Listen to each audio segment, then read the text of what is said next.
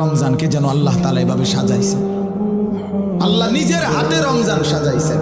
আল্লাহ বলে, বান্দা শোনো আমি রমজানকে কেমনে সাজাইলাম। 1, পুরা মাস রোজা। 2, প্রতিদিন ইফতার। 3, প্রতিদিন সাহারি। 4, প্রতিদিন 20 রাকাত তারাবি। 5, শেষ দশকে এতেকাফ। 6, শেষ দশকের বেজর রাত্রিতে শবে কদর। এরপরে 7, একটা নফল একটা ফরজের সমান। 8, একটা ফরজ 70টা ফরজের সমান। 9, প্রথম দশক রহমত। 10, মাঝখানের দশক মাগফিরাত। 11, শেষ দশক জাহান্নাম থেকে মুক্তি।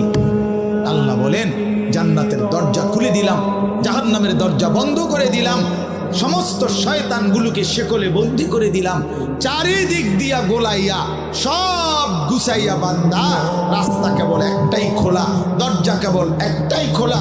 পুরা রমজান রাতে আসো, দিনে আসো, দুপুরে আসো, শুধু আমার গোলামি করবা, গুনাহ ছেড়ে দিবা, আর একটা দরজা দিয়ে সবাই ঢুকবা, শুধুই জান্নাত, শুধুই জান্নাত, শুধুই জান্নাত, শুধুই জান্নাত। কারণ দরজা তো খোলা একটাই, জান্নাতের দরজা, জাহান্নামের দরজা বন্ধ।